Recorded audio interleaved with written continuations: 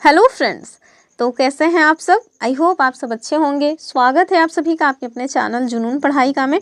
चलिए हम लोग जो अपना पेडागोजी के क्वेश्चन से स्टार्ट किए हुए हैं, आज उसका सेकंड वीडियो है। आई होप आप लोगों ने प्रीवियस जो फर्स्ट वीडियो है उसको ज़रूर देखा होगा। नहीं देखा है तो चैनल में प्लेलिस्ट बनी हुई है पेडागोजी के नाम से, आप जा करके उसको विजिट करके आराम से देख सकते हैं। हम लोग MCQ के माध्यम से पूरा का पूरा सिलेबस एक बार कवर करने का प्रयास करेंगे, ताकि आप लोग को जो भी सेगमेंट्स हैं हमारे पूछे जाने वाले, वो सब के सब एक बार आपकी नज़रों के सामने से गुजर जाएं, और जब आपसे क्वेश्चंस बने तो आप उसको आराम से वहाँ पे कर लिए जाएं। चलिए स्टार्ट करते हैं, देखते हैं आज का अपना पहला क्वेश्चन। और ध्यान रखिएगा कि ये हमारा पेपर 1 और पेपर 2 दोनों के लिए है। तो आप चाहे पेपर 1 देने वाले हों या फिर पेपर 2 देने वाले हों, दोनों में ही 30 मार्क्स का ये पूछा जाता है। तो आप आराम से इसको देख करके कुछ सीख सकते हैं। तो चलिए स्टार्ट करते हैं। आज का अपना पहला क्वेश्चन लेंगे हम। हमारा जो पहला क्वेश्चन है वो आपसे कह रहे हैं कि भाषा के विकास में जो आंतरिक भाषण की अवधारणा है, ये किनके द्वारा आरंभ की गई थी। ठीक है, तो ये जो भाषण है या जो हमारी जो भाषा का विकास है, इसमें आंतरिक भाषण को एक और भी शब्द से हम लोग जानते हैं, क्या कहते हैं इसको, इनर स्पीच। क्या कहते हैं इसे, इनर स्पीच कहते हैं। तो कुछ कुछ वर्ड्स ऐसे होते हैं जिनकी अंग्रेजी भी आपको याद रखनी चाहिए। तो अगर आंतरिक भाषण की अवधारणा की बात की जाए तो कह रहे हैं कि पियाजे, चोम्स्की, वाइगोत्स्की और स्किनर।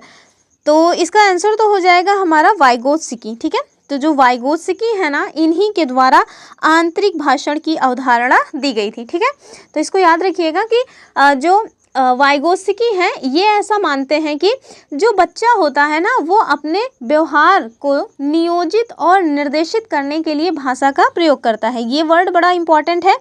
क्या, व्यवहार को नियोजित और निर्देशित करने के लिए, ये शब्द ही याद रखिएगा आप। नियोजित और निर्देशित करने के लिए जो बच्चा है वो भाषा का प्रयोग करता है। ठीक है, तो बच्चा अपने व्यवहार को नियोजित और निर्देशित करने के लिए किसका प्रयोग करता है, तो भाषा का प्रयोग करता है। और इनका ये भी मानना है कि कोई भी मानसिक कार्य करने से पहले जो बालक है उसमें बाहरी जो समाज है उससे संवाद होना आवश्यक होता है। और इसी के साथ साथ अगर आप या बच्चा जो है, कोई बालक है, अगर वो बाहरी दुनिया से संवाद करना चाहता है तब भी, यानी कि सपोज दैट कोई बच्चा है, उसको मन में नहीं बल्कि सामने किसी भी व्यक्ति से, XYZ किसी से भी बात करना है, तो उसको भाषा की जो है समझ होनी चाहिए।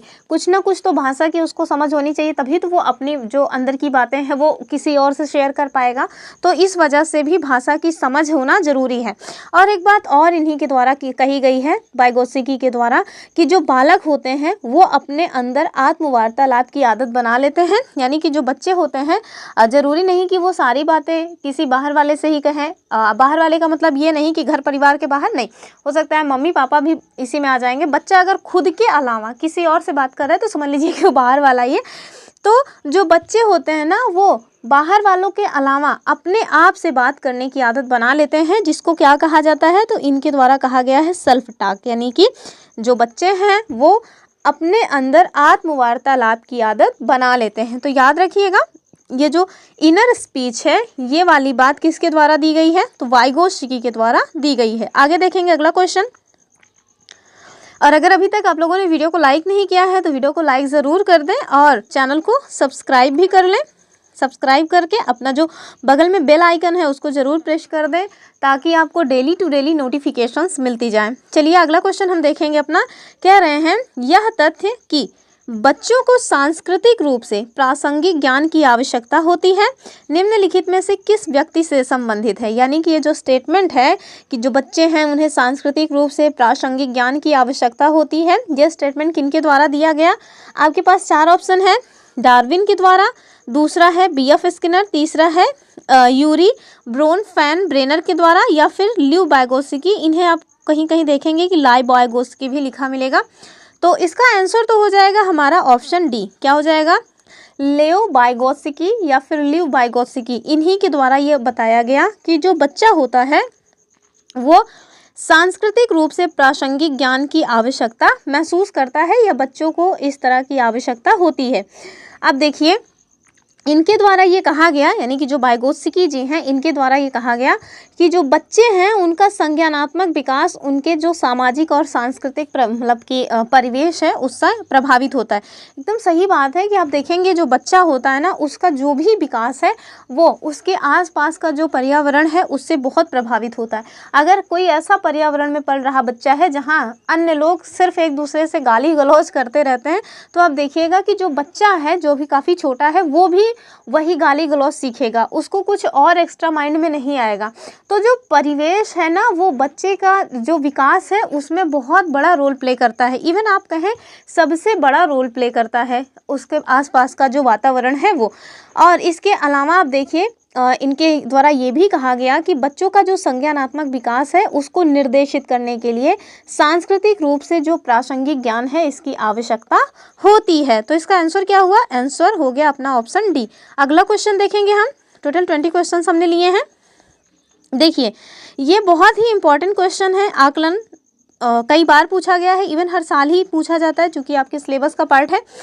आपसे कह रहे हैं कि आकलन के बारे में कुछ कथन दिए गए हैं और आप बताइए कि कौन कौन से कथन सही हैं। ठीक है, पहला है कि आकलन से विद्यार्थियों को ये सहायता मिलनी चाहिए कि वे अपनी शक्तियों और रिक्तियों को देख सके और शिक्षक तदनुसार उन्हें ठीक कर सके। एकदम सही बात है। कह रहे हैं आकलन तभी सार्थक होता है जब विद्यार्थियों की तुलनात्मक मूल्यांकन हो। एकदम गलत बात है, ध्यान रखिएगा। अच्छा पहले पढ़ लेते हैं उसके बाद बताते हैं। तीसरा है कि आकलन केवल स्मरण शक्ति का ही नहीं बोधन और अनुप्रयोग का भी होना चाहिए। एकदम सही है। चौथा कह रहे हैं आकलन तब तक उद्देश्यपूर्ण नहीं हो सकता जब तक उससे भय और चिंता का संचार ना हो। सरासर गलत बात है भैया। भय और चिंता का अगर संचार होगा तो आकलन कभी भी मतलब उसका जो वाकई में उद्देश्य है उसको प्राप्त ही नहीं हो पाएगा। तो इसका आंसर क्या होगा? हमें सही स्टेटमेंट बताना है। तो पहला और तीसरा सही है। पहला और तीसरा कहाँ है? अपने ऑप्शन डी में है। ठीक है, तो इसका आंसर तो हो गया अपना ऑप्शन डी। ठीक है, अब हम देख लेते हैं कि हमारा दूसरा और चौथा क्यों गलत है। तो दूसरे में कह रहे हैं कि आकलन तभी सार्थक होता है जब विद्यार्थियों का तुलनात्मक मूल्यांकन भी हो। ध्यान रखिएगा, जो हमारा शिक्षण शास्त्र है उसमें बच्चों का बच्चों से तुलना करना सरासर गलत माना जाता है। अगर आप बच्चे से तुलना करेंगे ना तो आप देखेंगे कि जो बच्चा ठीक है, अव्वल है हर जगह पे, वो तो सही है, लेकिन जो दूसरा बच्चा है जो थोड़ा फिसड्डी किस्म का है, अगर आप उसकी तुलना किसी अव्वल बच्चे से कर देंगे और ये कह देंगे देखो वो भी तो तुम्हारे साथ पढ़ता है, वो तो कितना अच्छा है, तुम एकदम गधे हो, उल्लू हो, तुमको कुछ नहीं आता है। तो जब आप इस तरह का व्यवहार दूसरे बच्चे के साथ करेंगे ना तो वो जो बच्चा है उसकी छवि अपने आप में नकारात्मक हो जाएगी। वो बच्चा ना फिर अपने ऊपर कभी कॉन्फिडेंस ला ही नहीं पाएगा। तो इस वजह से ध्यान रखिएगा कि आपको कभी भी बच्चे की दूसरे बच्चे के साथ तुलना नहीं करनी है। बच्चे में किसी भी तरह की निगेटिविटी लानी ही नहीं है आपको। ठीक है, तो इस वजह से ये गलत है। चौथा क्यों गलत है? कह रहे हैं आकलन तब तक उद्देश्यपूर्ण नहीं हो सकता जब तक उसमें भय और चिंता का संचार ना हो। तो ध्यान रखिएगा भैया, भय और चिंता का संचार नहीं होना चाहिए बल्कि भय और चिंता मुक्त होना चाहिए। ठीक है, आकलन का उद्देश्य जो है पूर्ण तब होगा जब आप आकलन जो करें उसमें किसी भी तरह का ना तो भय हो ना ही किसी प्रकार की चिंता हो, यानी कि आप स्वतंत्र रूप से बिना किसी भय बिना किसी चिंता के आकलन करें ताकि आप किसी भी तरह का कोई पक्षपात ना करें। ठीक है, तो इसका जो आंसर होगा वो हो जाएगा अपना ऑप्शन डी। आगे देखेंगे अगला क्वेश्चन। देखिए जो हमारा अगला क्वेश्चन है वो आपसे पूछ रहे हैं कि अधिगमकर्ताओं की उपलब्धि का आकलन शिक्षकों की सहायता करता है। अधिगमकर्ता कौन है? तो लर्नर, यानी कि जो विद्यार्थी है ना उन्हीं को कहा जाता है अधिगमकर्ता या लर्नर्स। ठीक है, तो जो अधिगमकर्ता या लर्नर्स हैं इनकी उपलब्धि का आकलन शिक्षकों की सहायता करता है। तो बताना है किस तरह से शिक्षकों की ये सहायता करता है। पहला है अधिगमकर्ताओं के प्रदर्शन का रिकॉर्ड रखने में, तो बेकार बात है ये। दूसरा कह रहे हैं शिक्षण अधिगम विधियों की प्रभावशीलता का मूल्यांकन करने में। तीसरा क्या है? तीसरा कह रहे हैं कि कक्षाओं में अधिगमकर्ताओं की क्षमता समूह बनाने में, ये भी बेकार बात है। चौथा है शिक्षण के लिए गतिविधियों की सूची तैयार करने में, तो ये भी बेकार बात है। आप देखिए कि जो अधिगमकर्ता की उपलब्धि है, यानी कि कोई बच्चा जो है अगर उसने किसी भी तरह की उपलब्धि प्राप्त की है, किसी भी फील्ड में उसने कुछ अच्छा वर्क किया है, तो ये जो उसकी उपलब्धि है उस बच्चे की वो शिक्षकों की सहायता करती है। किस चीज़ में? तो शिक्षण अधिगम विधियों की प्रभावशीलता का मूल्यांकन करने में ये मतलब कि सहायता करती है। यानी कि अगर बच्चे ने कोई उपलब्धि प्राप्त की है, तो आप ये ज़रूर जो है अंदाज़ा लगा सकते हैं कि जो टीचर है ना, उस टीचर ने बच्चे को बहुत अच्छे से एजुकेशन दिया है, बहुत अच्छे से वेल तरीके से टीच किया है, वेल तरीके से ट्रेन किया है। तो इसी चीज़ का यानी कि जो शिक्षण अधिगम विधियाँ हैं, यानी कि जो बच्चे को पढ़ाए जाने वाला टीचर है, बच्चे को जिस टीचर ने पढ़ाया है या जो इस टीचर ने सिखाया है, उसने कितने प्रभावशाली तरीके से जो है पढ़ाया है, आप इस बात का मूल्यांकन लगा सकते हैं बच्चे की उपलब्धि से। ठीक है, तो इसका आंसर क्या होगा? Option B. देखिए, जब भी आप पेडागोजी के क्वेश्चन सॉल्व करें ना, तो आपको अपने माइंड में एक चीज़ हमेशा याद रखनी है कि आप किसी भी तरह से कोई भी निगेटिव पॉइंट को उसमें ऐड मत करिए। ठीक है, आपको जब भी जो है पेडागोजी के क्वेश्चन सॉल्व करने बैठे हैं, तो बहुत पॉजिटिव माइंड सेट लेकर के बैठिए, और जो भी आपको पॉजिटिव क्वेश्चंस के जो मतलब कि जो भी आपको पॉजिटिव ऑप्शंस दिखे ना, हमेशा आपकी नज़र वहीं पे होनी चाहिए। निगेटिव जो भी ऑप्शन है वो आपको सामान्यतः रॉन्ग ही मिलेंगे, तो हमेशा पॉजिटिव हो करके बैठिए जब भी सॉल्व करने बैठिए, और पॉजिटिव तरीके से सोचिए भी, तो फिर ज़्यादा से ज़्यादा क्वेश्चन सॉल्व होने की उम्मीद होती है। चलिए आगे देखते हैं अगला क्वेश्चन। देखिए, जो हमारा अगला क्वेश्चन है वो कह रहा है कि निम्न में से कौन सा अच्छे शिक्षण की विशेषता नहीं है? ध्यान रखिएगा, नहीं है पूछा जा रहा है। 4 ऑप्शन है। स्वेच्छाचारी, तो पहला ही ऑप्शन हो जाएगा। दूसरा है जनतांत्रिक, तीसरा है सहानुभूतिपूर्ण, और चौथा है वांछनीय सूचनाएं देने वाला। तो आप देखिए, विशेषता नहीं है पूछा है, तो इसका आंसर हो जाएगा स्वेच्छाचारी। ठीक है, तो अच्छे शिक्षण की विशेषता स्वेच्छाचारी बिल्कुल भी नहीं होगा, बल्कि अगर आप चाहते हैं कि जो शिक्षण है वो बहुत अच्छा हो, बच्चे बहुत खुले मन से चीज़ों को एक्सेप्ट करें, बहुत अच्छे से सीखें, तो जो आपका सिखाने का तरीका है वो जनतांत्रिक होना चाहिए, यानी कि बच्चे जिस टॉपिक को पढ़ने में इंटरेस्टेड हों, आप उस टॉपिक को पढ़ाइए। और सहानुभूतिपूर्ण होना चाहिए, यानी कि आपका जो हार्श है ना, मतलब जो आपका व्यवहार है वो बहुत हार्श नहीं होना चाहिए, आप बहुत स्ट्रिक्ट नहीं होने चाहिए।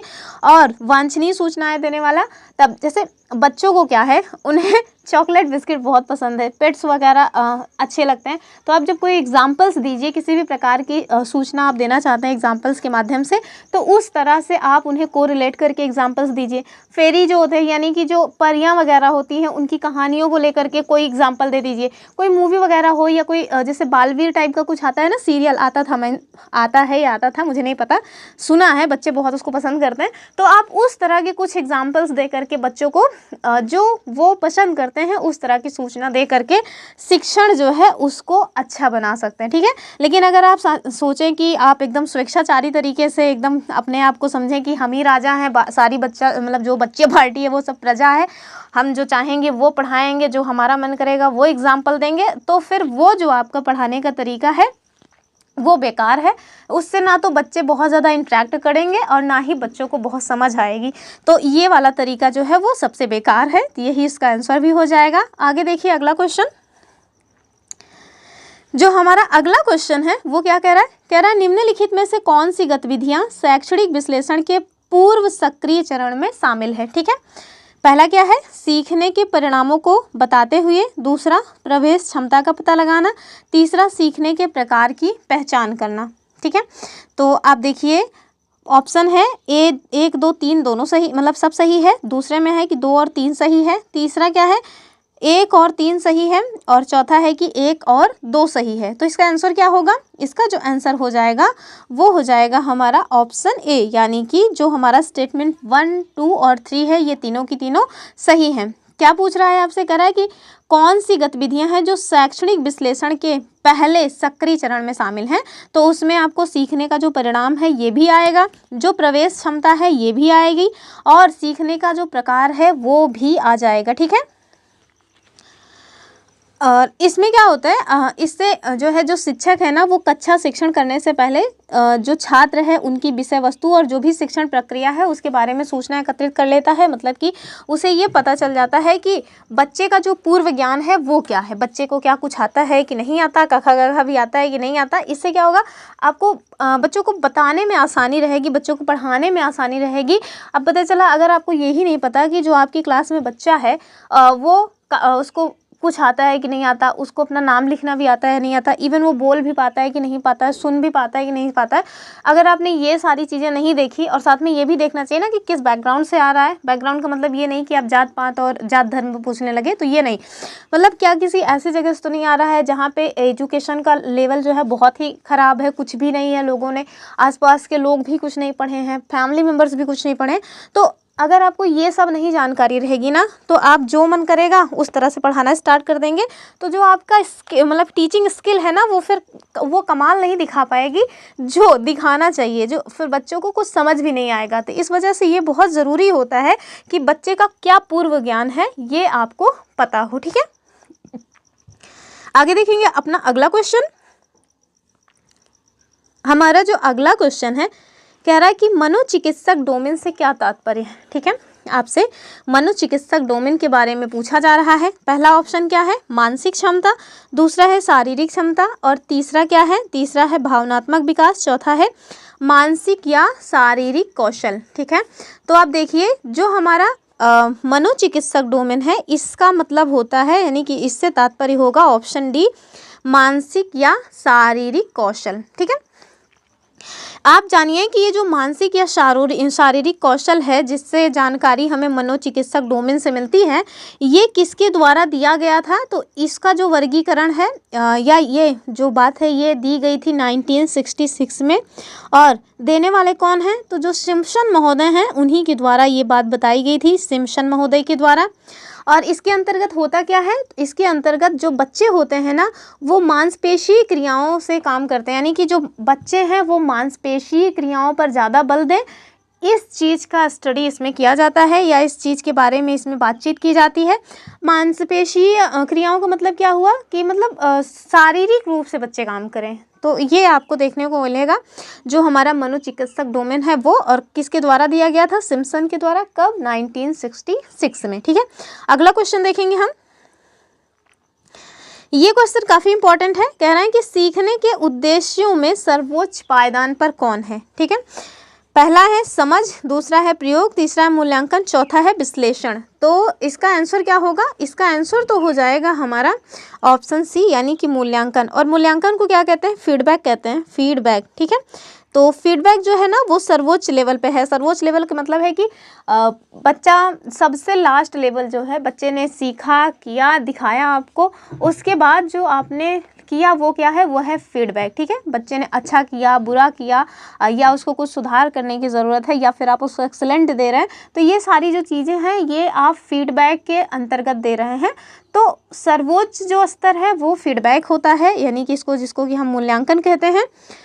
आप देखिए जो सीखने का उद्देश्य है उसमें सर्वोच्च पायदान पर, तो सर्वोच्च जो पायदान है उस पर तो फीडबैक है, लेकिन सीखने का जो संज्ञानात्मक उद्देश्य होता है, यानी कि सीखने का जो उद्देश्य है उसको कई पार्ट्स में डिवाइड करते हैं, जिसमें आप सामान्यतः इसको 6 लेवल्स में डिवाइड करते हैं। कितने लेवल्स में, तो 6 लेवल्स में डिवाइड करते हैं। सबसे पहला लेवल क्या है, ज्ञान, यानी कि बच्चे को किसी बात का ज्ञान होगा, उस ज्ञान का फिर उसको बोध होगा, ठीक है। बच्चा पहले किसी चीज़ को सुनेगा, देखेगा, जानेगा, उसके बाद तो जैसे बच्चे ने किसी भी पॉइंट को सुना, ठीक है, तो उस बच्चे को उस पॉइंट के बारे में क्या हुआ, ज्ञान हुआ।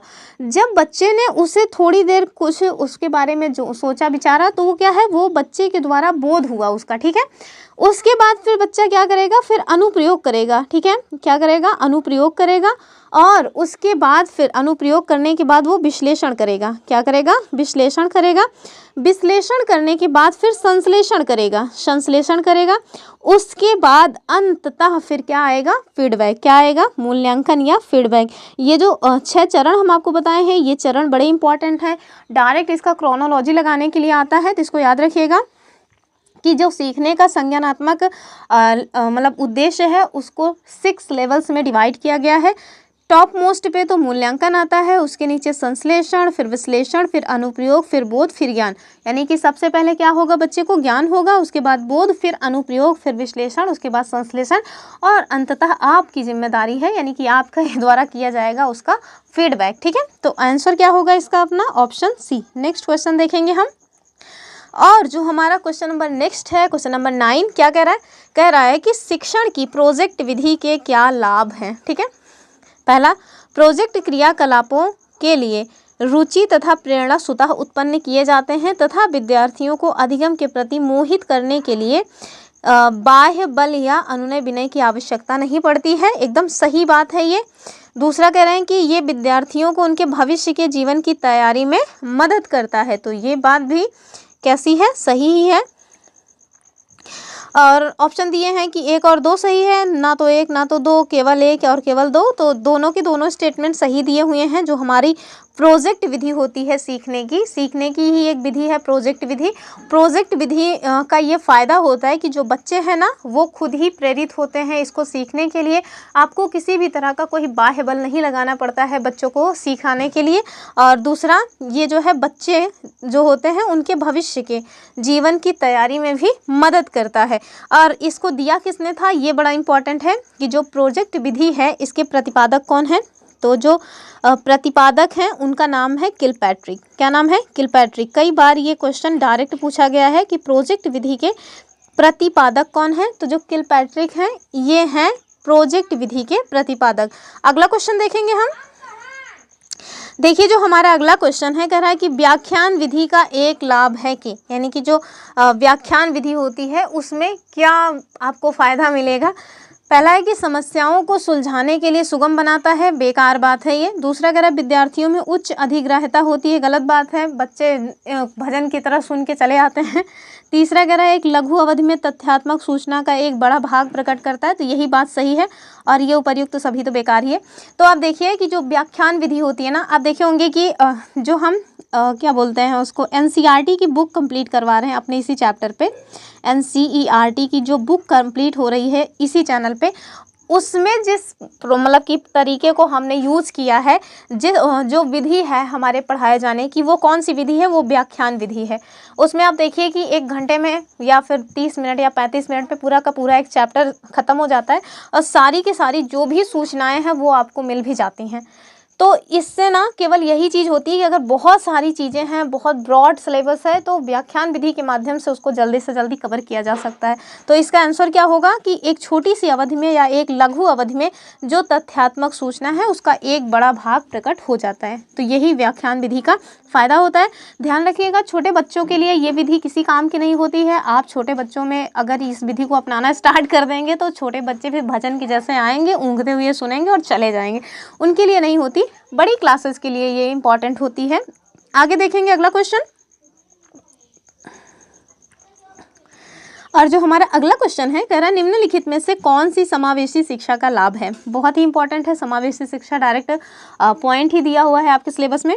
पहला ऑप्शन क्या है, स्कूल के माहौल को सख्त बनाता है, बेकार चीज़ है, ऐसा कुछ नहीं है। दूसरा, ये बच्चों को अपने परिवार और समुदाय के साथ रहने के लिए प्रोत्साहित करता है। तीसरा, ये गरीबी और बहिष्कार के चक्रों को तोड़ने में मदद करता है।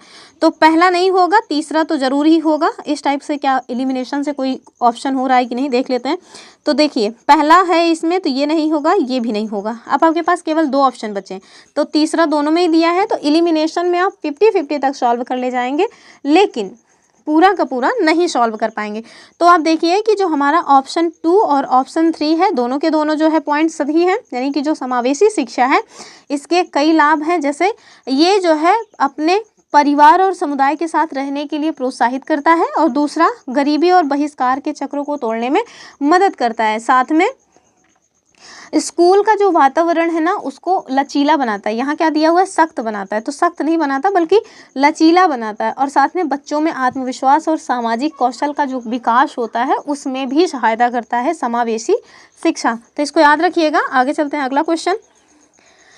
और हाँ, ध्यान रखिएगा, जितना ज़्यादा से ज़्यादा आप क्वेश्चंस प्रैक्टिस करेंगे उतना ज़्यादा से ज़्यादा आप क्वेश्चन एग्जाम में सॉल्व कर पाएंगे। पैडागोजी में आपको पैडागोजी में ना कुछ बहुत ज़्यादा नॉलेज की ज़रूरत नहीं है। आप कैसे जो है क्वेश्चंस को टैकल करें, हमेशा छोटे बच्चे को अपने माइंड में रख करके ही आप क्वेश्चन सॉल्व कीजिए। ज़्यादा से ज़्यादा क्वेश्चंस सही होने की गारंटी है। ठीक है, आगे देखेंगे हम। कह रहे हैं कि राज साझा करने के लिए बिल्कुल तैयार नहीं है और एकांत गतिविधि पसंद करता है। तो राज नाम का एक बच्चा है, वो किसी भी तरह के शेयरिंग में विश्वास नहीं करता। यानी कि हम अपनी चॉकलेट किसी को नहीं देंगे, हमारी जो स्लेट है हम उसको किसी को नहीं दें, हालांकि अब बच्चे स्लेट पे लिखते ही कहाँ हैं, अब तो कॉपी पेन का ज़माना है।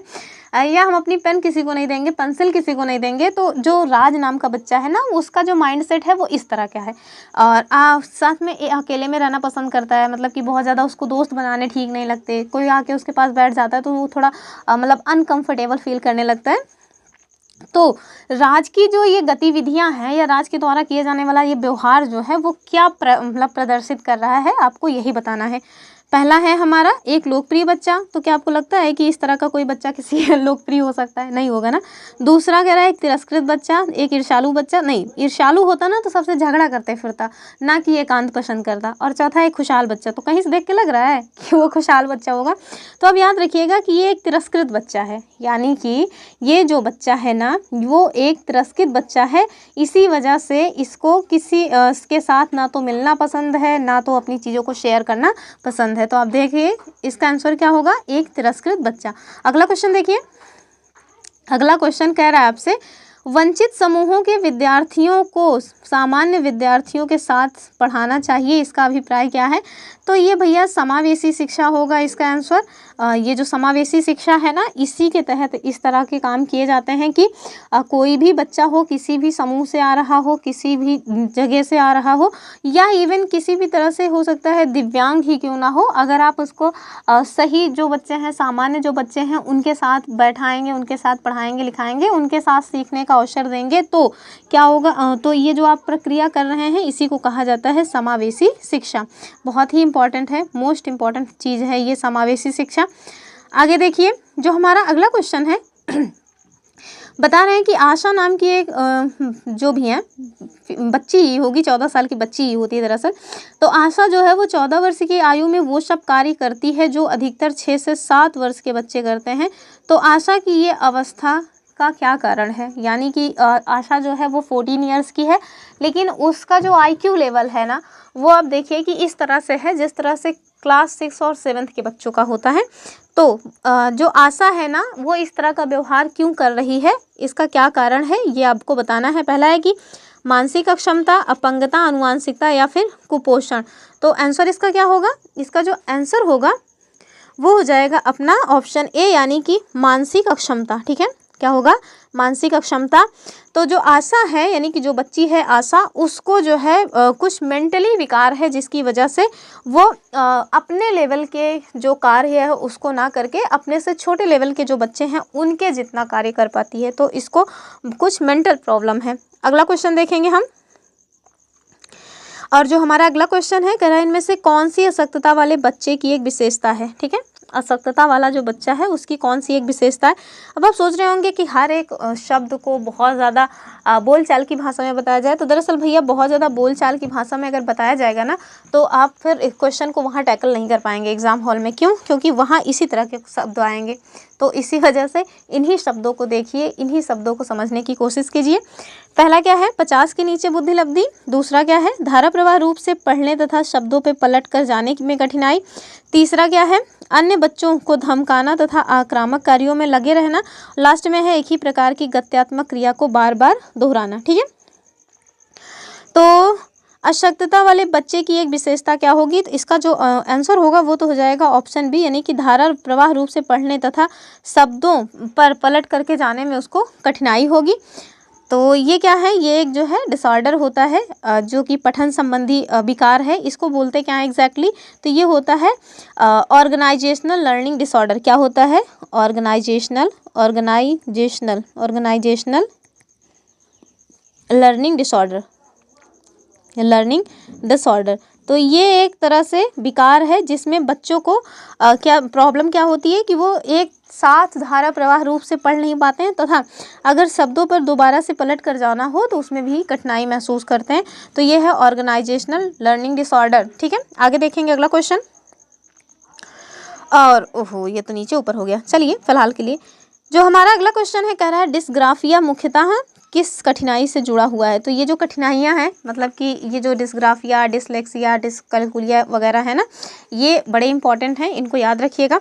अभी बताते हैं। जैसे जो डिस्ग्राफिया है ना, पढ़ने लिखने चित्रकला या सुनने की अक्षमता, तो याद रखिएगा कि जो डिस्ग्राफिया होता है इसमें लिखने संबंधी समस्या होती है। क्या समस्या होती है? तो डिस्ग्राफिया में जो बच्चा है उसको लिखने से संबंधित समस्या होती है, जबकि जो डिसलेक्सिया होती है, जो डिसलेक्सिया इसमें बच्चे को पढ़ने संबंधी समस्या होती है, पढ़ने संबंधी समस्या होती है।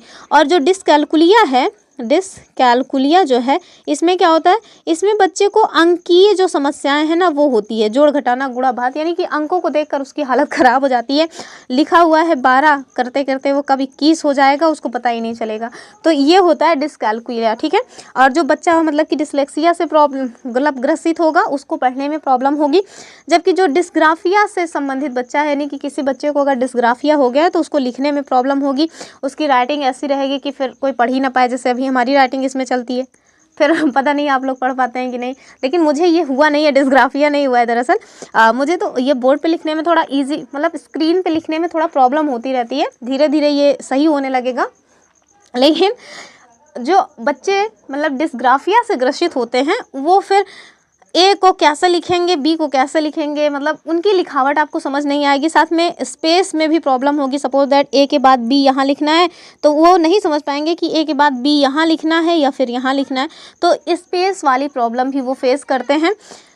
और इसके साथ साथ आप देखिए कि अगर उनको यम लिखना है तो यम को पता चला वो कब में डब्ल्यू लिख दिए, उन्हें पता ही नहीं चलेगा। तो इस तरह की प्रॉब्लम बच्चों में हो जाती है, तो उसको क्या कहते हैं? डिस्ग्राफिया। और सेम ऐसी ही प्रॉब्लम डिसलेक्सिया होती है, उसमें बच्चों को पढ़ने में प्रॉब्लम होती है, यानी कि यम लिखा है या डब्ल्यू लिखा है वो फिर उसको पढ़ नहीं पाएगा, उसको अच्छे से जो है नहीं देख पाएगा। तो इस तरह की प्रॉब्लम किस में होती है? डिसलेक्सिया में। तो याद रखिएगा कि डिस्ग्राफिया जो है वो एक लेखन संबंधी विकार है।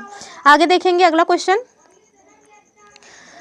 आगे हम देखेंगे जो हमारा अगला क्वेश्चन है, ये 2 क्वेश्चंस थोड़ा इधर उधर हो गए हैं। जो हमारा नेक्स्ट क्वेश्चन है, कह रहा है कि निम्नलिखित में से इसके अतिरिक्त सभी के कारण अधिगम अक्षमता उत्पन्न हो सकती है। यानी कि जो ऑप्शन दिए हुए हैं उन ऑप्शंस में कोई एक ऐसा ऑप्शन है जिसे आप छोड़ दीजिए, तो अन्य जो भी ऑप्शन है और उसमें जो है कोई ना कोई सीखने संबंधी अक्षमता उत्पन्न होती है। पहला क्या है? जन्म से पहले माँ के द्वारा मदिरा का सेवन, दूसरा मंदबुद्धिता, तीसरा शैशव काल के समय दिमागी बुखार, और चौथा है शिक्षण की जो शिक्षक है ना उसकी शिक्षक शैली। तो आप देखिए इसका जो सही आंसर होगा वो क्या हो जाएगा? वो हो जाएगा अपना ऑप्शन डी, ठीक है। ऑप्शन जो डी है ना इसको छोड़ दीजिए। तो जो अन्य हैं उन सभी के कारण बच्चे में सीखने की, यानी कि जो लर्निंग डिसऑर्डर हैं वो हो सकते हैं। जैसे सपोज दैट कि कोई मम्मी हैं जब बच्चा पेट में है तो वो धुएं पे धुआं उड़ाए जा रही हैं, ले बोतल पे बोतल टकरा रहे हैं। तो अगर इस तरह की गतिविधियों में पार्टिसिपेट कर रही हैं तो ये संभावना है कि जो उनका बेबी होगा वो थोड़ा मंदबुद्धि किस्म का होगा, मंदबुद्धि होगा और उसको सीखने में प्रॉब्लम होगी, यानी कि वो लर्निंग डिसऑर्डर से ग्रस्त हो सकता है, ठीक है। तो दूसरा मंदबुद्धिता, तो अगर उसका IQ लेवल कम है तो भी इस तरह की प्रॉब्लम आएगी। तीसरा क्या है? शैशव काल में, यानी कि जब बच्चा छोटा सा था 0 से 2 साल की उम्र में, तब उसको दिमागी बुखार हो जाए तब भी इस तरह की प्रॉब्लम्स फेस कर सकता है आगे चल करके। लेकिन ये जो शिक्षक की शिक्षण शैली है ये ऐसा जो है इस तरह की प्रॉब्लम में पार्टिसिपेट नहीं करेगा। तो आंसर क्या होगा अपना? Option D. अगला क्वेश्चन देखेंगे हम। जो हमारा अगला क्वेश्चन है वो कह रहा है कि अधिगम अशक्तता वाले जो बच्चे हैं उनके बारे में आपको बताना है।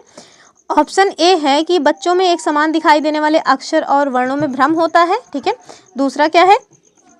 बच्चे दृश्य शब्दों यानी साइट वर्ड्स को आसानी से पहचान और समझते हैं। तीसरा है हमारा बच्चों का मानसिक विकास मंद होता है, जबकि चौथा है हमारा बच्चे निम्न बुद्धि लब्धि वाले हो जाते हैं, ठीक है। तो इसका जो सही आंसर होगा वो क्या हो जाएगा? वो हो जाएगा ऑप्शन ए। जो हमारा ऑप्शन ए है कि जो हमारा ऑप्शन ए है बच्चों में एक समान दिखाई देने वाले अक्षर तथा वर्णों में भ्रम होता है, ये एकदम सही बात है।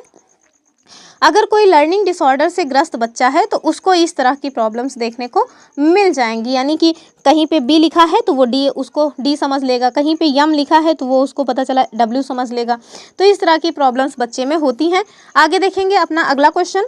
और जो हमारा अगला क्वेश्चन है क्वेश्चन नंबर 19, वो क्या कह रहा है? तो वो बुद्धि लब्धि से संबंधित क्वेश्चन है, यानी IQ लेवल से संबंधित है। कह रहा है जो प्रतिभावान बालक होते हैं इनकी बुद्धि लेवल क्या होती है, यानी कि इनकी बुद्धि लब्धि या इनका जो IQ लेवल है वो क्या होता है, ठीक है। तो आपके पास 4 ऑप्शन है। 130, 140, 125 या 120। आंसर तो इसका हो जाएगा अपना 130, ठीक है, क्योंकि 130 से जो है शुरू हो जाती है प्रतिभावान बालक की आईक्यू जो है, यानी कि प्रतिभावान जो बालक होते हैं उनका जो आईक्यू लेवल है वो स्टार्ट हो जाता है 130 से।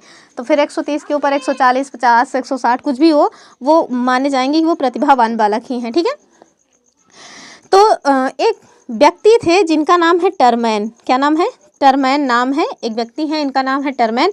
इन्हीं के द्वारा 1916 में एक परीक्षण किया गया और उस परीक्षण का नाम क्या है? उस परीक्षण का नाम है स्टैनफोर्ड बिने परीक्षण। क्या नाम है? स्टैनफोर्ड बिने परीक्षण। कब किया गया? 1916 में किया गया। और इस परीक्षण के दौरान इनके द्वारा जो रिजल्ट निकाला गया उसमें इन्होंने आईक्यू लेवल की सीमाएं बताई हैं और उस आईक्यू लेवल का बच्चा किस वर्ग में वर्गीकृत किया जाएगा ये बताया गया है इनके द्वारा। तो चलिए देख लेते हैं, इसको भी काम आएगा आपके। तो सबसे पहले इन्होंने बताया कि जो जड़ बुद्धि वाले बच्चे होते हैं, यानी कि उस तरह के बच्चे जिनको आप कितना भी पढ़ा लो लेकिन कुछ समझ में नहीं आएगा, एक मतलब कि है ना एक लाइन की फूले फरे नबेत जो मतलब सुधा बरसें जलत करके कुछ है, और फूले फरे नबेत जो गुरु मिले विरंच सम, इस टाइप का कुछ है भाई, मुझे एग्जैक्ट नहीं याद आ रहा है। हाँ याद आ गया, मूरख हृदय न चेत जो गुरु मिले विरंच सम। तो ये जो मूरख हृदय न चेत जो गुरु मिले विरंच सम वाली बातें हैं ना, वो किन पे लागू होती है? तो वो जड़ बुद्धि वाले बच्चों पे लागू होती है। और इनका आईक्यू लेवल कितना होता है? तो जो जड़ बुद्धि वाले बच्चे हैं इनका जो आईक्यू लेवल होता है ये होता है हमारा 71 से कम। कितना होता है? 71 से कम होता है। अगर कोई ऐसा बच्चा है जिसका आईक्यू लेवल 71 से 80 के मध्य है तो आप उसको क्या कहेंगे? अल्प बुद्धि कहेंगे। क्या कहेंगे? अल्प बुद्धि वाला जो बच्चा है उसका आईक्यू लेवल कितना होता है? तो 71 से 80 के मध्य होता है। अगर कोई बच्चा ऐसा है जिसका आईक्यू लेवल 81 से 90 के मध्य में है तो वो कैसा बच्चा है? तो वो मंदबुद्धि बच्चा है। कैसा बच्चा है? मंदबुद्धि है। आगे आप देखिए कि अगर कोई बच्चा ऐसा है जिसका आईक्यू लेवल 91 से 110 है, तो ज़्यादातर बच्चे ऐसे ही होते हैं, सामान्य बुद्धि वाले, हम और आप भी सामान्य बुद्धि वाले ही होंगे। तो 91 से 110 वाले जो बच्चे होते हैं वो सामान्य बुद्धि के माने जाते हैं, सामान्य बुद्धि वाले।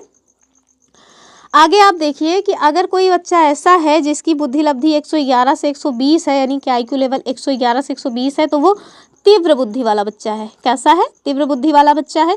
और अगर इससे भी ज़्यादा है, यानी कि 121 से 130 के मध्य है, तो आप देखिए कि वो प्रखर बुद्धि वाला बच्चा है। क्या है? प्रखर बुद्धि वाला बच्चा है। और अगर कोई बच्चा ऐसा है भैया कि 130 से भी ज़्यादा उसकी बुद्धि लब्धि है, तो फिर वो क्या है? वो प्रतिभावान है। तो ऐसे लोग बहुत ही कम ही पाए जाते हैं इस दुनिया में जिनका आईक्यू लेवल 130 से ज़्यादा हो। तो उनके ऊपर तो फिर भैया सीधे ब्रह्मा ही आए हुए हैं, आईक्यू लेवल लेकर के, उन्हीं का है वो। तो इसको याद रखिएगा कि अगर कोई बच्चा ऐसा है जिसका आईक्यू लेवल 130 से भी ज़्यादा है तो वो प्रतिभावान बालक कहलाएगा। ठीक है, आंसर क्या होगा? 130। आगे देखते हैं अगला क्वेश्चन। ये देखिए भैया आ गए ना, 130 के ऊपर जितने भी आएंगे वो सब क्या हैं? तो वो सब प्रतिभावान बालक हैं, ज़्यादा इसमें दिमाग लगाने की ज़रूरत नहीं है। यहाँ पूछा गया 140 से अधिक अगर किसी का आईक्यू लेवल है तो आप उस बच्चे को किस श्रेणी में रखेंगे? पहला है मूर्ख, तो मूर्ख तो नहीं है ना भैया, मंद बुद्धि भी नहीं है, सामान्य बुद्धि वाला भी नहीं है, लेकिन हाँ प्रतिभाशाली बच्चा है वो। ठीक है, तो इसका आंसर क्या होगा? Option D. तो इसको याद रखिएगा, कभी अगर आपसे भी कोई पूछ ले भैया कि आपका आईक्यू लेवल क्या है, तो आप बता देना कि हम लोग सामान्य बुद्धि वाले हैं। अगर आप होंगे सामान्य बुद्धि वाले तो मैं तो मानती हूँ मैं भैया सामान्य बुद्धि की हूँ। 91 से 110 के आसपास ही हमारा आईक्यू लेवल होगा। अब बाकी आप लोग अपना अपना देख लीजिएगा। तो चलिए, ये रही आज की अपनी क्लास। थैंक्स फॉर वॉचिंग, इसको भी देख लीजिए। आई होप आप लोगों को क्लास पसंद आई होगी, सब चीज़ें समझ आई होंगी। अगर चीज़ें समझ आई हैं तो आप हमारे वीडियो को लाइक कर सकते हैं, शेयर कर सकते हैं, चैनल को सब्सक्राइब कर सकते हैं, और जो बगल में बेल आइकन है ना उसको दबाना बिल्कुल मत भूलिएगा। और अगर आप चाहते हैं कि इसकी PDF आपको मिल जाए तो उसके लिए आप हमारा टेलीग्राम चैनल ज्वाइन कर सकते हैं। उसका नाम है जुनून पढ़ाई का।